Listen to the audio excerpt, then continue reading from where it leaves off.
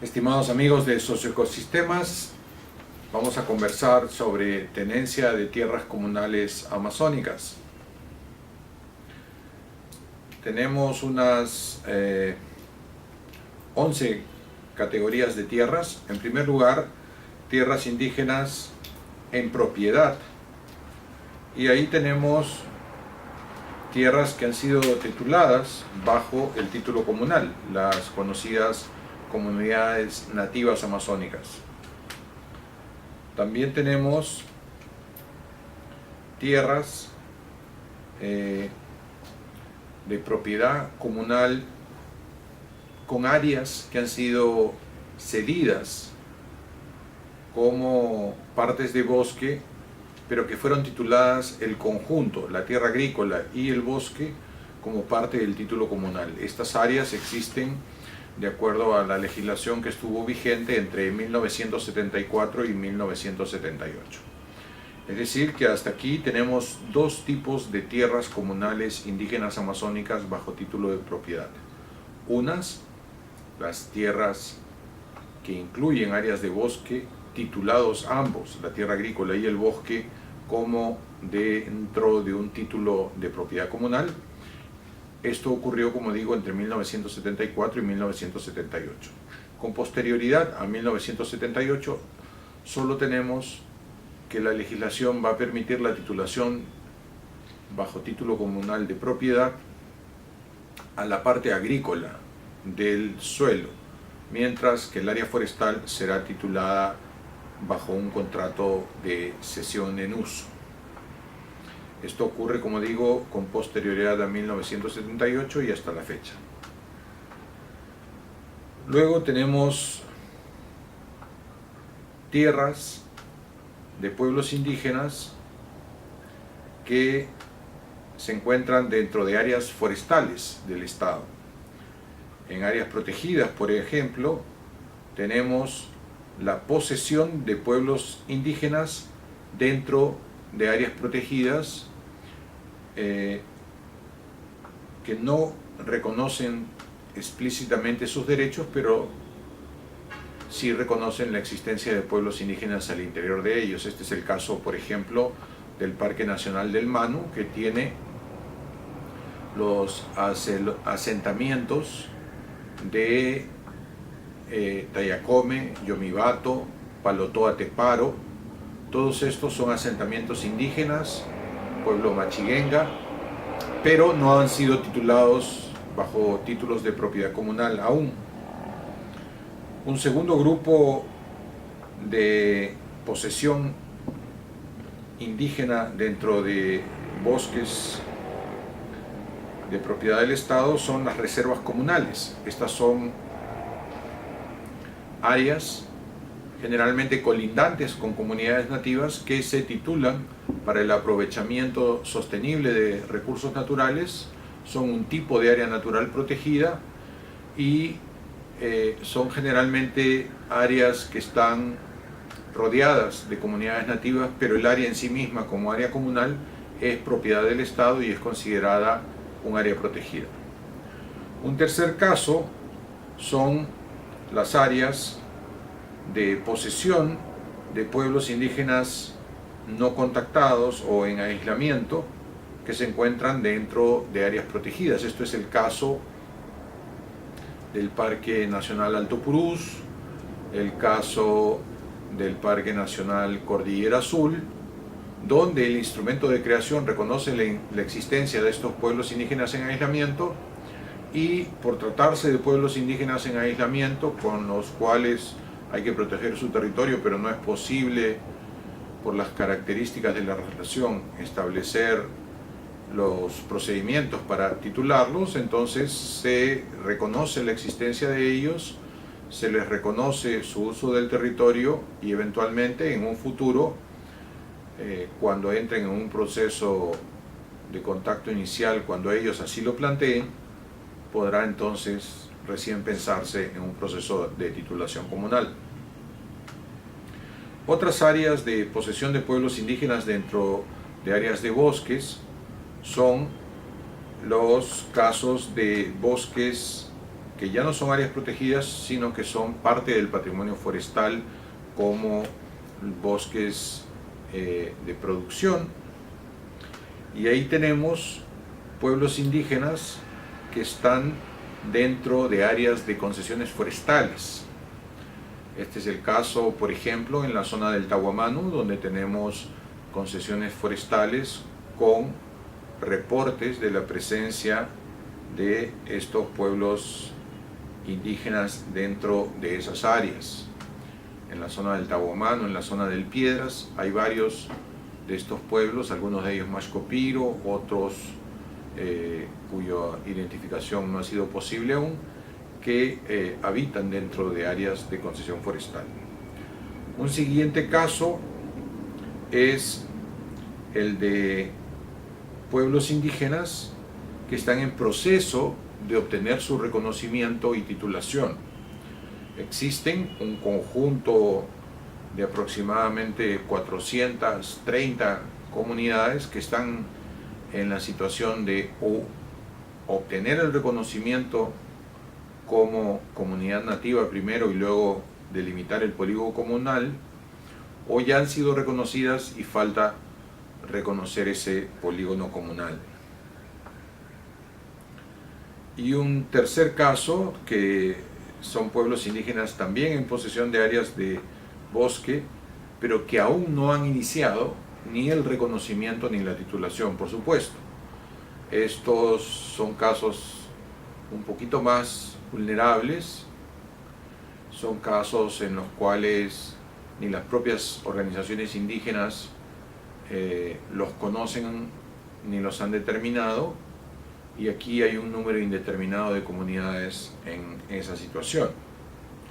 Finalmente llegamos a una siguiente categoría, que es el caso de pueblos indígenas en posesión de bosques privados. Se trata de títulos individuales de pueblos indígenas, es decir, población de origen étnico indígena, amazónico, pero que han sido titulados como parceleros, por ejemplo. Aquí hay un conjunto de comunidades donde, debido al proceso histórico, debido a la presencia a veces de un evangelizador que los ha convencido de la importancia de la titulación individual en vez de la comunal, o factores como el desarrollo de la agricultura, de la ganadería, llevan a veces a estos pueblos indígenas a acceder a títulos individuales en vez de títulos comunales. También tenemos el caso de pueblos indígenas que están dentro de una concesión petrolera.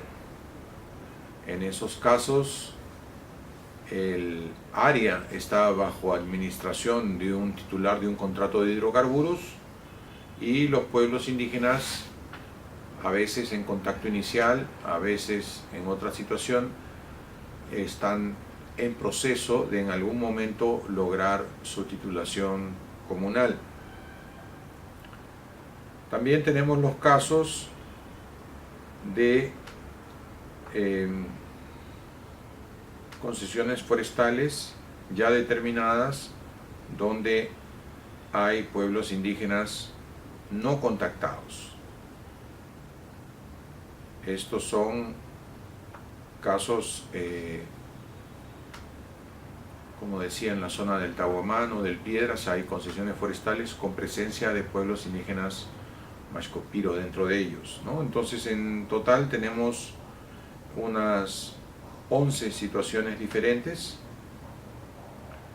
y la situación de estos títulos tienen una evaluación que he realizado de acuerdo a la legalidad que han logrado, la claridad de los usos permitidos y no permitidos, el conjunto de derechos que se les reconoce, es decir, la posibilidad de alquilar las tierras, vender las tierras, poseerlas, aprovechar los recursos que éstas generan, la duración del título, que en la mayoría de los casos pues es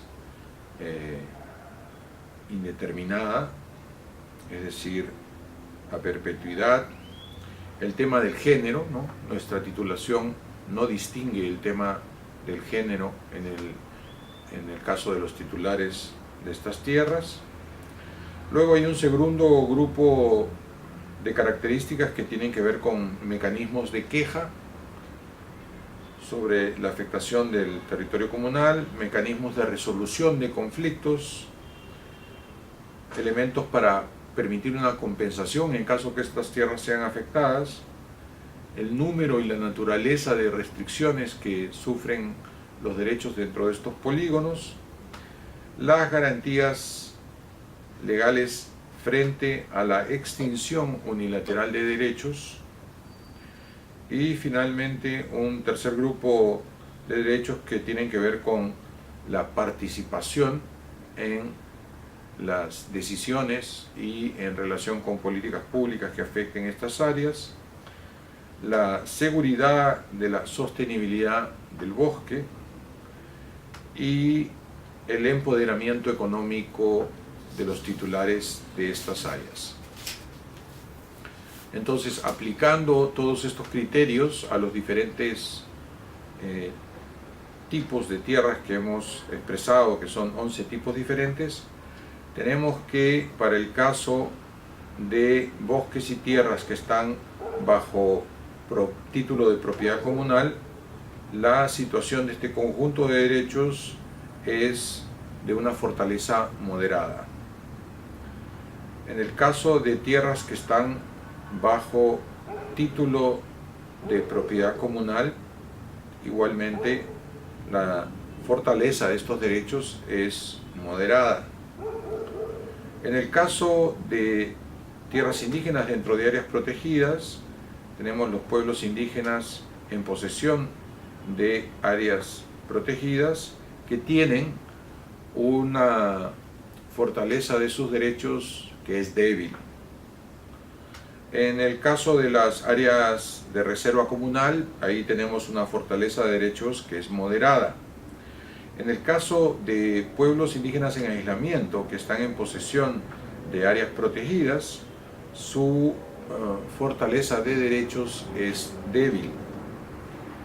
En el caso de pueblos indígenas que están dentro de concesiones forestales, tenemos que su fortaleza es débil. En el caso de pueblos indígenas que están dentro de áreas que están en proceso de reconocimiento o titulación, sus derechos son bastante débiles. Y en el caso de pueblos indígenas que están ocupando tierras que ni siquiera han iniciado estos procesos, la fortaleza de sus derechos también es muy débil. En el caso de pueblos indígenas en aislamiento que están en posesión de tierras dentro de una concesión forestal, sus derechos son igualmente muy débiles. En el caso de pueblos indígenas que están dentro de concesiones petroleras, la situación de sus derechos es débil, y en el caso de indígenas en posesión de títulos de propiedad individual, la fortaleza de sus derechos es moderada. Con esto hemos querido dar una rápida revisión a la situación de la tenencia comunal en Amazonía. Yo sé que estamos generalmente preocupados por la calidad de la tenencia comunal, la afectación por terceros a estos territorios. Hemos conocido los casos de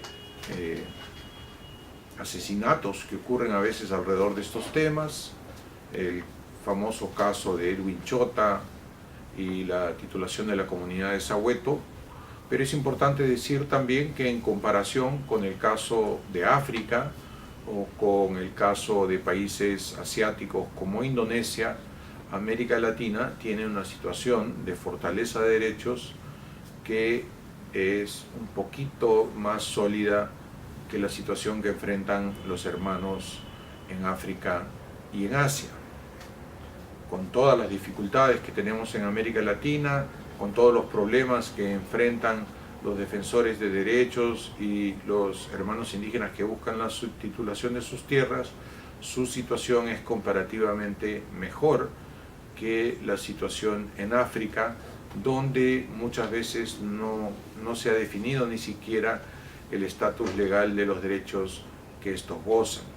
De manera similar, muchos países asiáticos tienen también problemas para la definición de esos derechos o tienen un régimen consuetudinario que funciona en la práctica, pero que no está reflejado en el derecho positivo. En fin, espero que estos comentarios sean útiles para avanzar en el conocimiento de la situación de la tenencia comunal en la región amazónica. Gracias.